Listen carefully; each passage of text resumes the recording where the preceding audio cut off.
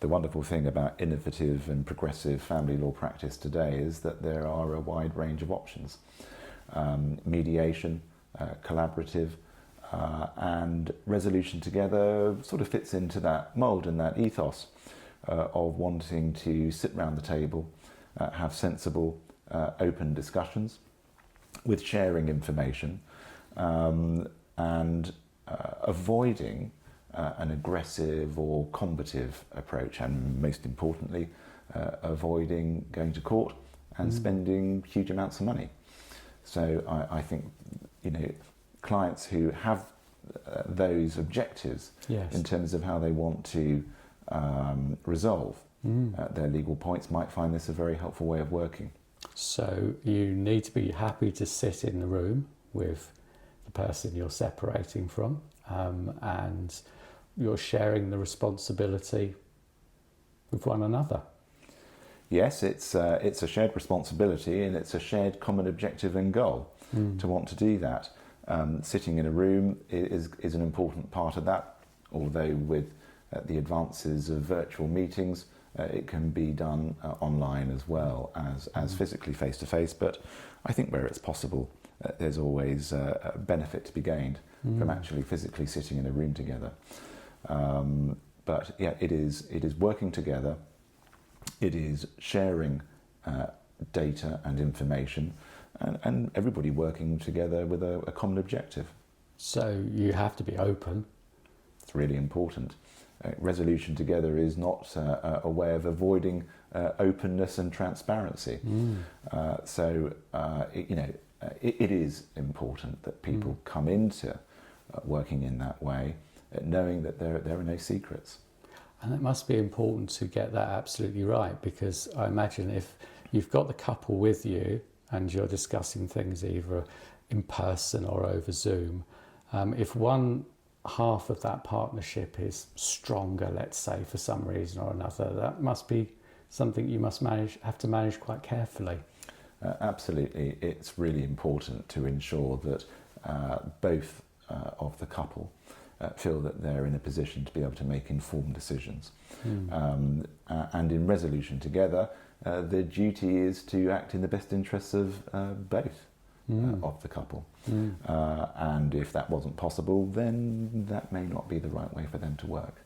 Is there a link here to no-fault divorce, where people are commonly taking things forward themselves now, but they still have issues remaining, such as children and finances, that they recognise that they need the assistance from a lawyer with? The resolution of arrangements for children or financial arrangements has always been part and parcel of divorce, but family law in this country now, I think, is more progressive as a result of the introduction of no-fault divorce. And historically, dealing with the reasons why the marriage broke down and attributing blame was often a really unhelpful way of starting the conversation about divorce and the legal process, which could often then set the tone for the remainder of it. So from my point of view, having done this job for over 30 years, I think it is definitely helpful that no-fault divorce has been introduced. And hopefully with that, there can be an extension of the approach of finding solutions rather than attributing blame. No, it sounds marvellous, and I can imagine how that might make things an awful lot easier going forward for a couple if they start with no-fault divorce.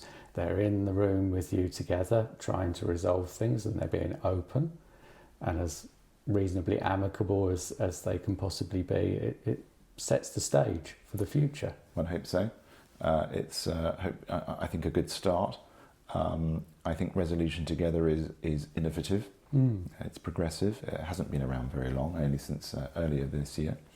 But I've been quite surprised, almost taken aback actually, by the number of couples who have, during the few months that I've been working in this way, have wanted to take up that option. So I'm hopeful that it will become a very important part of future family law practice. So picturing somebody who might want to take this approach, would they likely come prepared for a single meeting with you, or would there be more likely a series of meetings to resolve issues?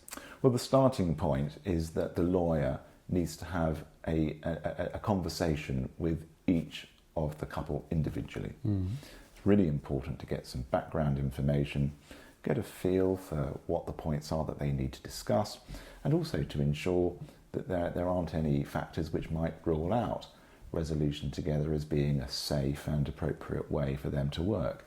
Subject to that, it would then be a series of joint meetings. And the benefit of joint meetings is you can cover so much ground within a relatively short period of time. And therefore, rather than the rather old-fashioned and traditional ways, perhaps I should say, of letters going back and forwards between two lawyers, or waiting months and months for court dates that don't actually happen, the couple can achieve enormous ground, but they can do it at their pace. So they can choose what they're going to do, when they would like to have another meeting, when they would like more advice or assistance from their resolution together lawyer. So they're much more in control. Is it more expensive, or is it a way to save money? I think that legal costs for probably everybody who is going through or contemplating a divorce is always a huge concern. And historically, probably rightly so. There are from time to time reports in the media and the press about couples spending vast amounts of money fighting their cases through court.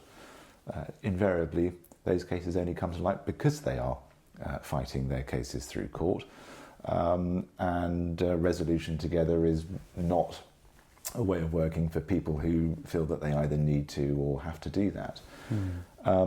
Otherwise, having the benefit of just one set of lawyers' fees is inevitably going to save money. Yes. I think the answer to your question is a definite yes. And certainly in times of our cost of living crisis and high inflation, I'm sure most people would much rather spend their money on other things than paying a lawyer. So, Jonathan, how would you sum up the advantages of resolution together?